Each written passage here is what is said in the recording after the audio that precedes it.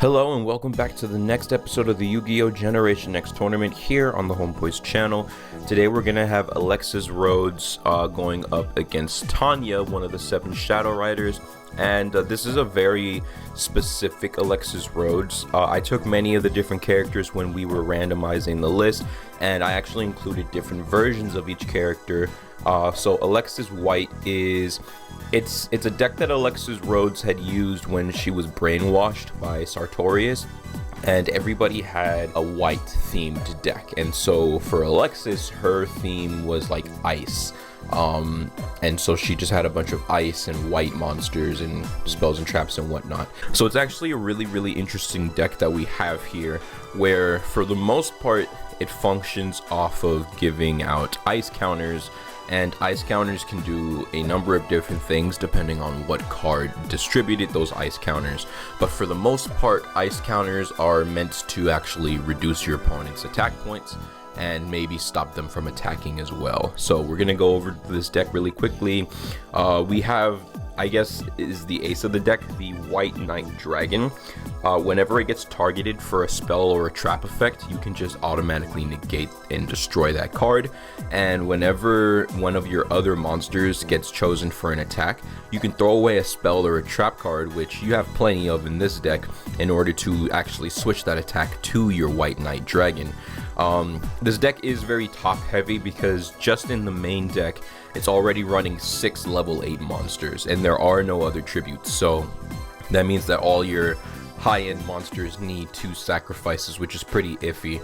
Ice Queen here, if you were to go up against another water deck, or if, you know, a monster somehow changed its attribute to water, you could actually pay 500 life points and steal it until the end of the turn. So that's something, if anything, that's going to be a target for your trade-in. With all these level 8s, you can throw away a level 8 in your hand in order to draw 2 cards, so that should help it get a little bit less bricky.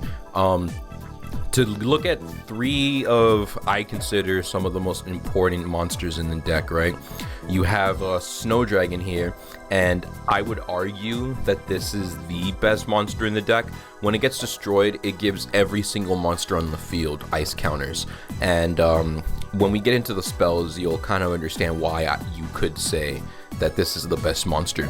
The other really amazing monster, and you could maybe even argue that this one's better than the Snow Dragon, is the Cold Enchanter.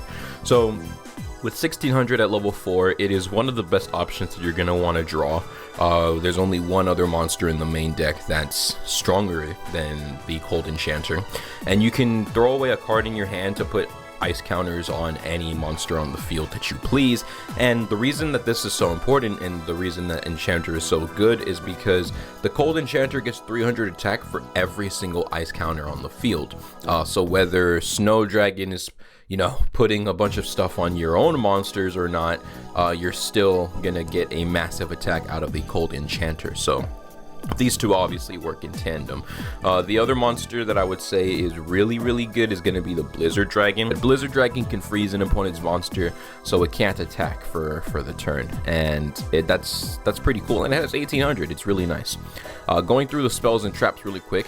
To help you get out tributes faster, you do have the Icicle Sacrifice, and it summons a token to your field, and that token can count as 2 tributes. The downside to this is whatever field zone you put the token on, you can never summon monsters to that spot for the rest of the duel. So you have to really be careful where you're gonna go ahead and put that, you know. But to look at some significantly stronger cards, you have White Blizzard, which can get really troublesome really quickly, because every time you destroy an opponent's monster by battle, and it doesn't matter if they get removed from play after, or if they go to the graveyard or what, if you kill it by battle, your opponent takes 600 damage every single time.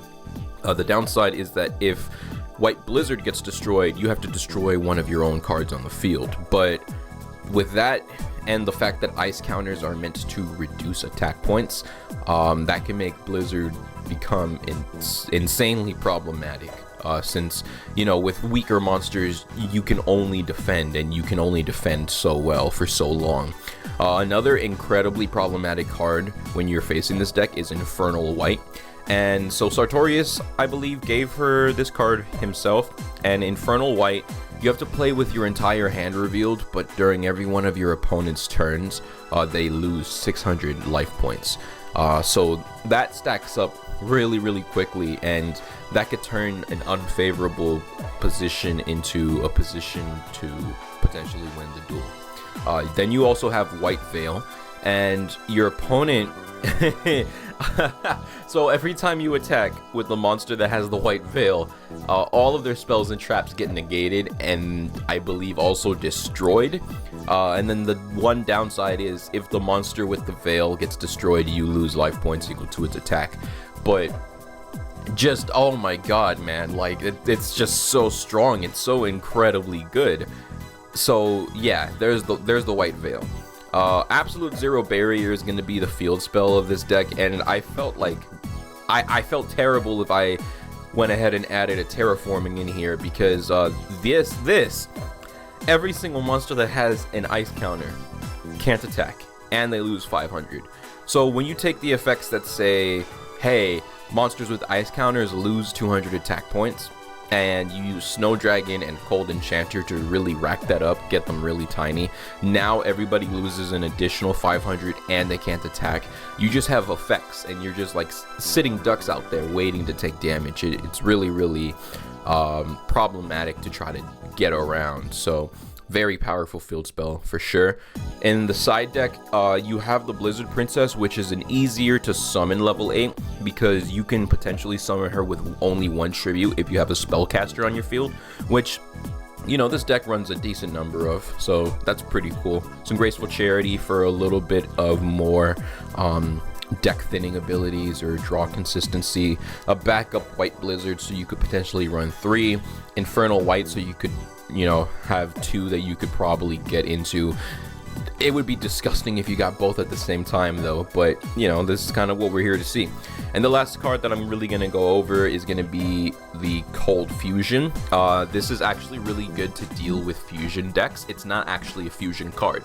So Cold Fusion takes one of your opponent's fusion monsters, kills it, and it turns it back into the fusion materials that were used for it, but they get ice counters, and the monsters that get ice counters because of this trap card can't change their battle position.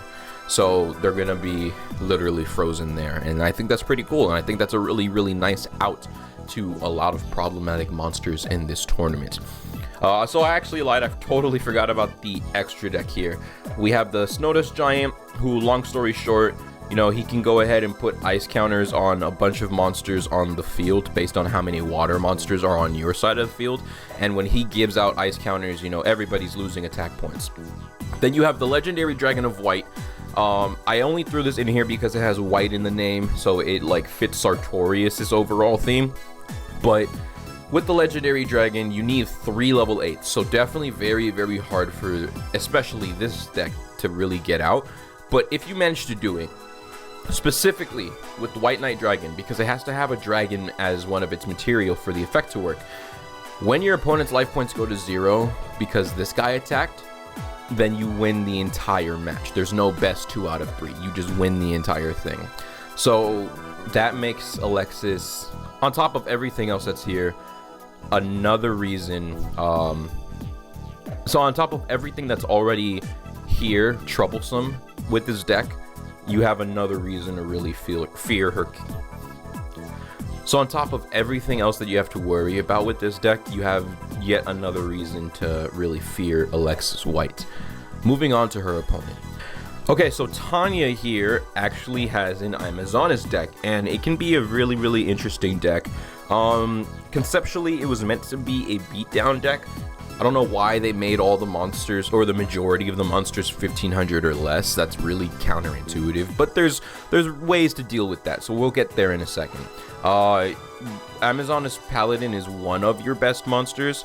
It has 1700 and it gets 100 for every Amazonas on the field, including herself, so technically she has 1800. You have the Swordswoman, who, when she battles and you take damage, your opponent takes the damage instead. Amazonas Fighter, you don't take any damage whatsoever. Chainmaster could potentially be cool, but it's very risky. And the Chain Master has to be in attack mode for the anime version to work, which sucks tremendously. When it's in attack mode and it goes to the graveyard, you pay 1,000 life points. You look at your opponent's deck, and you get to steal a monster out of there. So if there's something that could be used, or if you know that there's that one monster you really don't want to go up against and they haven't already drawn it, you could use Chain Master to steal it just for the sake of, now you don't get to use this against me. So, you know, it has its uses for sure, just a little bit situational. I argue that the best monster in the deck is Amazoness Tiger. When Tiger's on the field, it's so good you can only control one of them. First of all, their egos are too huge, and you can only attack Tiger. Your opponent can't attack like any other Amazoness monster. Then for every Amazoness on your field, Tiger gets an extra 400. So it'll get 1,500 just sitting by itself, 1,900 with one other monster. So that gets really huge really quickly. Now the spells and traps are very interesting because the way that Tania explained it is that she had two different decks. One that was about sorcery and one that was about brute strength. So you have a couple of trick spells in here and then some like boosting spells. For example, the Amazoness Spellcaster, which could be used with any Amazoness, not, you know, they're all warriors here. And you basically get to pick an opponent's monster and one of your monsters and swap their attack points for the entire turn. So that's pretty cool there.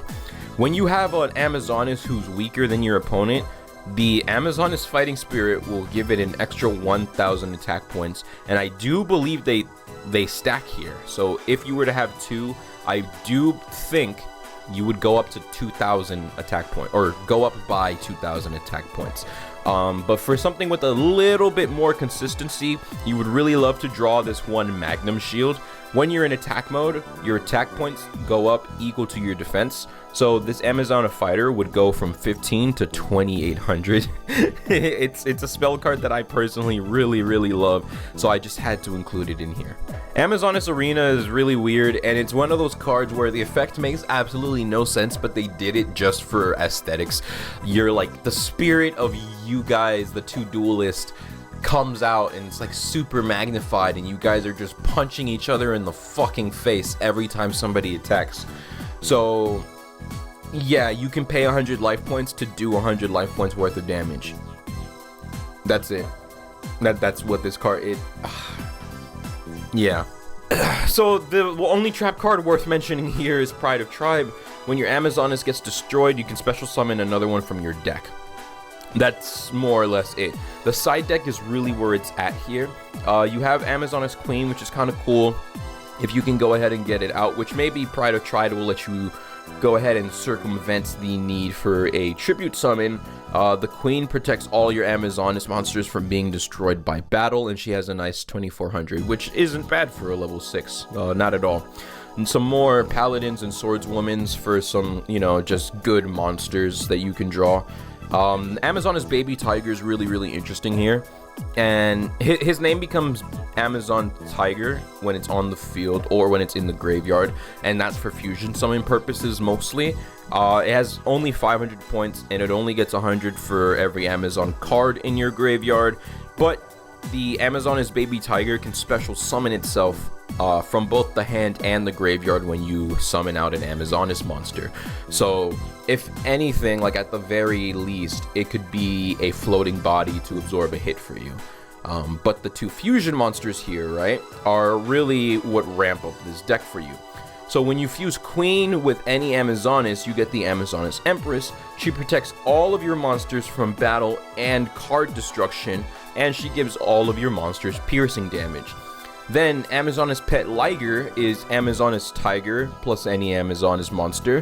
When it's attacking for that battle only, he'll go up by an extra 500. When they attack any monster except for Pet Liger, the attack automatically gets negated. And when your Amazoness monster attacks an opponent's monster, after the dust settles, you can reduce the attack points of one of your opponent's monsters by a whole 800 attack. And to help get to your two, fusion materials a little bit quicker, you do have 2 fusion conscription in the side deck. The A forces are really nice because with this deck's ability to kind of float a little bit, you can stack up monsters on the field pretty well, and for every warrior on your field, the A forces will give all of them 200 points. So if I were to have 4 warriors, they would all get 800 attack points, which is really beautiful. And the good field spell is the Amazoness Village, which gives all of your monsters 200 attack points. And once per turn, when an Amazoness gets destroyed, you summon another one with a different name out of your deck. So, but it has to have a lower level as well. So that's a slight downside. But yeah, this is the Amazoness deck.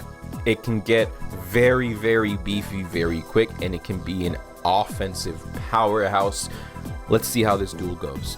Let the duel begin. Round 1 of this duel, we're going to be starting off with Tania, and she's just going to go ahead and set 2 face downs, lead up with the Amazoness trainee.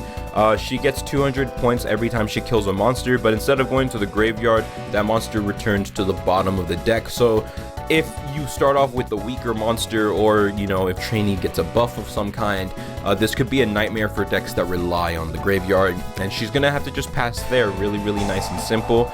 Alexis is gonna start off with the trade-in, so she gets to get rid of the brick in her hand that she's not gonna really be able to use, and in exchange she got 2 summonable monsters. So already she's off to a nice start, and she's just gonna do a simple T set and then pass it back over to Tania. Tania gets another monster on board, so it looks like she's actually going to summon the Sage instead of the Tiger, and the reason for this is because after the Amazoness Sage attacks, she can get rid of a spell or trap on the field, so I guess she's hoping to really pop that back row nice and early. Unfortunately, she's running into the Snowman Eater, which has a very fat defense of 1900, and when it's face down and gets flipped face up, which attacking it just did that for her, she can destroy a face up monster on the field. So she's going to get rid of Sage, that way she can protect her face down trap card, but that's going to activate Pride of Tribe. So Tania can get out any monster and she chooses another Sage, because Tribe doesn't have any restriction. It doesn't say summon a monster except one with the same name. So here comes Amazoness Sage round 2, and she's gonna willingly take that extra 500 points of damage to herself to pop the trap card, but Alexis here is actually gonna activate Ice Block. And forgive me, I'm gonna do a lot of reading since this is mostly an anime deck on her side of the field. I'm not familiar with it all. When an opponent's monster attacks, negate the attack. It can't change to defense position. It cannot attack until the end of its owner's next turn. So for both this turn and the next turn of Tania, it's going to be stuck in attack mode and can't attack anymore. And since it can't attack, that means its effect is basically useless. So that was an amazing, turnaround. It was going to get destroyed anyway, so might as well activate it there. We have the Snow Dragon finally hitting the field, and Snow Dragon will give ice counters when it dies, so we're going to go ahead and crash. That way the Snowman and the trainee are going to get some points. But, and the other reason why I just realized why Dragon had to crash there is because if he let trainee kill it, it would get stronger. Queen's Pawn is actually going to, funny, trainee's there. Queen's Pawn is actually going to go ahead and activate here.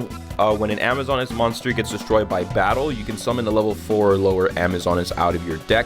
So you can already see Tania's doing a lot of deck thinning, and she's, even without the help of the field spell from her side deck yet, she's already maintaining a steady flow of monsters onto the field. So this deck is really good for that. And she has Paladin now, so Paladin has a fat 1900.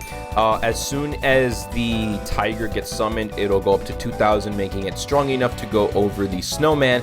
However, for the future, it could be really problematic to note that they all have ice counters now. So we're gonna see if Alexis can really capitalize on that, because right now she's not working with a whole lot in her hand. So here comes the Tiger, and now both Tiger and Paladin, because of their own effects, are gonna get massive buffs here.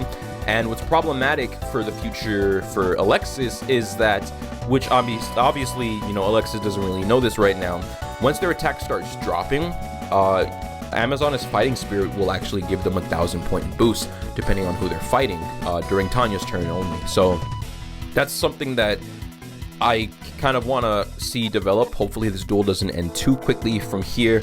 But she has 2 monsters that can easily go over the snowman, so there's going to be a lot of damage being done directly. And Alexis is down to about half of her life points. She's going to go ahead and summon Glacial Beast Blizzard Wolf. When a monster declares an attack, you can negate it. Special summon a level 4 or lower water monster from your hand, which she has 2 of, okay. At the start of your opponent's battle phase, if this is in the graveyard and you have no monsters, summon it in attack mode, but banish it when it leaves the field. So it can float. It could come back to absorb a hit, which could potentially keep her alive in the game. I respect it. I'm not sure why it was... Oh, okay, so it was left in attack so she could negate 1, and then she'll get a second body there. So, obviously the only thing Tania can do is put another body on board and try to really push for game. Here's the Snowman Creator, and when it's summoned, it can distribute ice counters. So she can put 2 ice counters onto the field right now since she has 2 counters. Yeah, no, that's all it could do. It's unfortunate that she didn't have another water monster. Otherwise, Snowman Creator could destroy something on the field, but that's not going to be the case here. Looks like she's saving the Glacial Beast. She didn't bring it back from the graveyard. So that's really, really interesting. And she drew into the Cold Enchanter, and we have 1, 2, 3, 4 ice counters on the field. So that's what, 1,200 attack points she's about to gain here. Yeah, so 2,800. She's going to throw away the monsters she hasn't really been able to use to put another one on board. So she has over 3,000 attack points. So easily running over the Amazoness Tiger. And now Tania is in a massively bad position. But since Tiger had the majority of the counters on it, now Cold Enchant... I guess it would have been smarter to put the counters on, you know, some other beast, but... it is what it is, you know. She still has 2,500, but like I said, she has no idea. Tania has the Amazoness Fighting Spirit, letting her run over for game. Round 2, and it's going to be Alexis deciding to take the first turn, because that's how Yu-Gi-Oh works. When you lose one round, the loser decides who goes first. There's no rock, paper, scissors, and she's starting off with the Pot of Greed, so already beautiful, and she has the field spell in her hand, so we're going to see that, and just... you gotta really appreciate this art. I have no idea who all these people are supposed to be, but man, I love it. She's gonna go ahead and set down a trap card, and she has the Blizzard Dragon, the one-of card. So Alexis opened up fantastically here, and she has an Enchanter in her hand. Tania's gonna go ahead and start with the Chainmaster, and she did get a Fighting Spirit, but she actually got 2. Is she? Yeah, okay. Tania's gonna play 2 and give her the Magnum Shield. I don't know if I would have done that personally. I think I would have maybe saved the Magnum Shield and just relied on the Fighting Spirit, but maybe she's expecting the trap card to really be something. I'm not sure. Regardless, this is going to go up to 2,800 right here, and then when it dies, she can do the steal one of your monsters thing. It looks like Alexis is going to activate Ice Barrier. When an opponent's monster attacks, negate its attack becomes 0, its effects become negated, and it can't change its... Oh my god, okay. Alexis does not fuck around here. So that massive 2,800 just dropped to 0. Its effects are only going to be negated while it's on the field. So if it dies, she can still pay the 1,000 life points. But just holy shit, man. So here comes the Cold Enchanter. I believe the downside to this is... yeah, okay, so she's putting it on herself. Cold Enchanter won't be able to attack, and it'll lose more than it gains, right? Because it'll gain 300 from its own effect, but it loses 500 from the 0 barrier. So I'm not really sure what the goal of that was. I'm not sure if Alexis just kind of... I don't know. We're just going to go ahead and let it ride. So that's 1,800. She's going to activate the effect. Oh, okay, never mind. So it gets negated even... Wow, Ice Barrier is beautiful. Holy... Alright, so... Tania's turn. She does draw a monster. She gets the Swordswoman, and with 2 Fighting Spirits, she will be able to run over the Blizzard Dragon. I don't know why she doesn't. What is she? Okay, she has archers, so she's probably gonna wait for archers to activate there. It would have been more damage. Maybe she just didn't trust whatever she was trying to do with the Cold Enchanter. I honestly wouldn't either. If somebody's gonna drop their own monster's attack points like that, I just really wouldn't feel safe with it. And it can, you know, put ice counters on other monsters on the field as well. So you really do want to get rid of that first, I suppose. So that's cool that she has the trap card to rely on. And she got rid of that monster in time, because here comes Snowman Creator again. So since it's only going to be putting 2 counters, it doesn't get to destroy anything. But now Swordswoman is going to be significantly weaker, and the Snowman Creator is going to get White Veil. So all those spells and traps are going to mean absolutely nothing in about half of a second, and they all get destroyed, and she takes the damage instead because of Swordswoman's effect. Blizzard Dragon swings directly, and now Tanya is in a very difficult position, to the point where the Amazoness Tiger is rendered absolutely useless to her strength. One last turn to really turn it around, and she gets Pride. Okay, Tanya has surrendered this round. Moving on to round 3.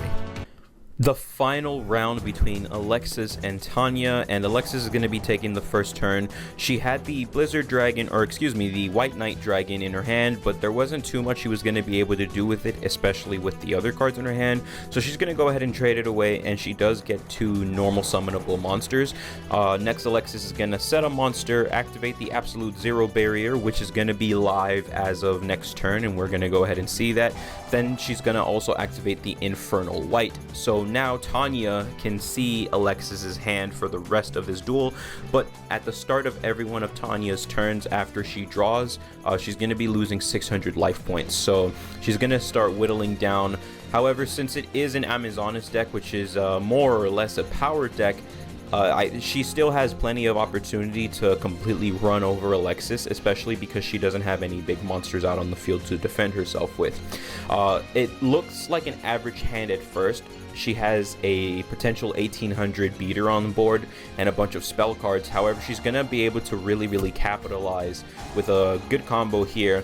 First, going up with the reinforcement of the army, and while you could get a lot of different Amazoness monsters off of this, she's actually going to go for the Spy, which nothing special. It's 800 and 1200 defense, and it can maybe special summon itself.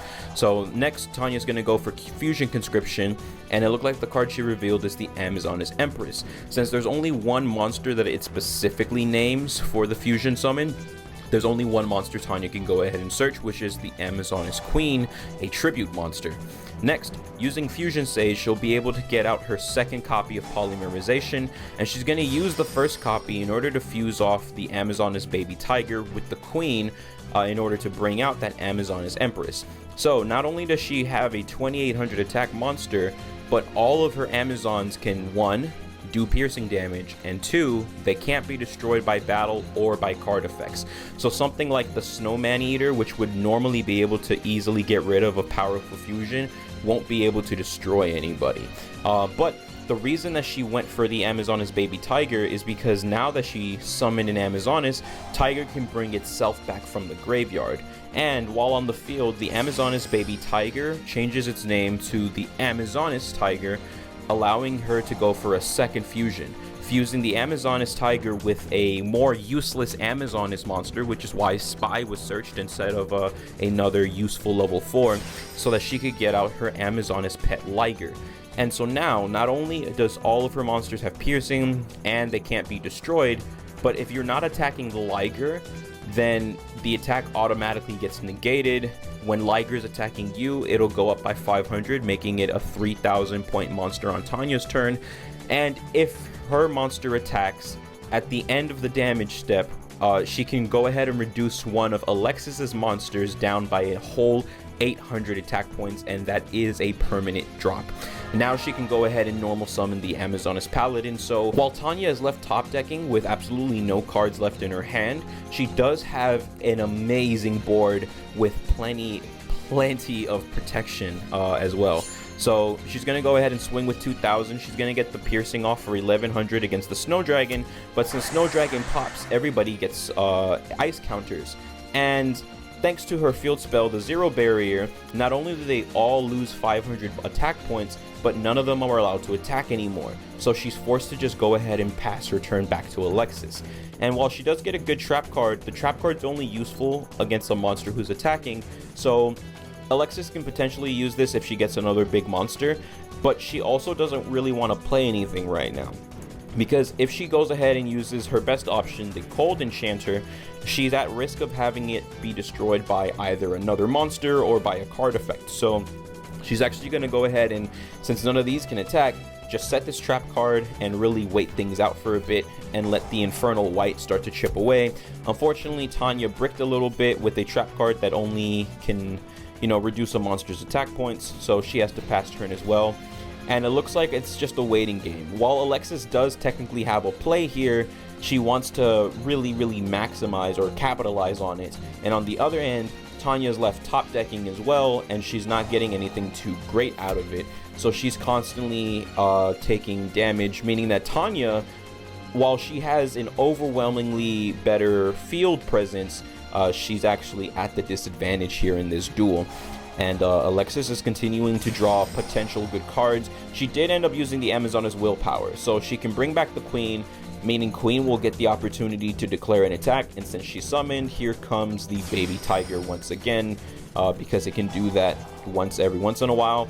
Unfortunately, though, for Tania, she drew into the regular Amazoness Tiger, and you can only have one Amazoness Tiger. So even though this monster in this situation is significantly better, she's not allowed to play it because Baby Tiger is already on the field.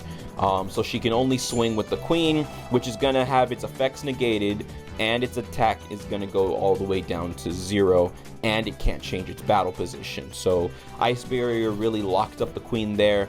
Queen is safe thanks to Liger being here, though, because, you know, if you're not attacking Liger, your attack automatically gets negated. So there's that. And okay, so now it looks like Alexis is ready to go ahead and summon her Cold Enchanter. Let's see what she's gonna do here. You can actually use Cold Enchanter's effect more than once per turn.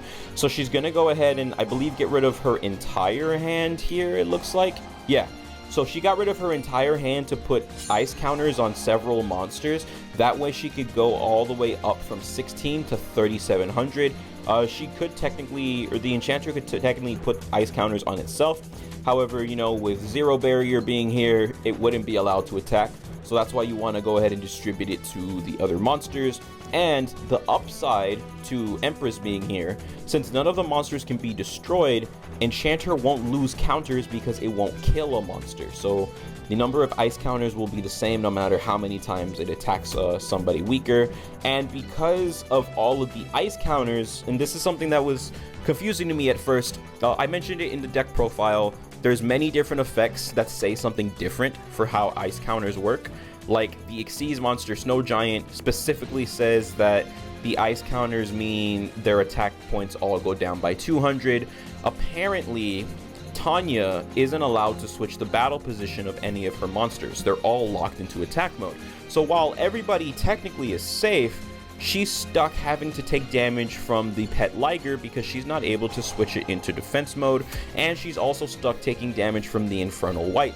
So Alexis has successfully taken an overwhelming disadvantage and completely flipped the duel on its head. Amazoness Archer is going to activate here. It doesn't negate the attack, it'll just drop Enchanter by 500 points. But it doesn't change the situation for Tania whatsoever, and she bricks again with the spell card she unfortunately can't really make good use of. So that is game for Alexis. Alexis wins.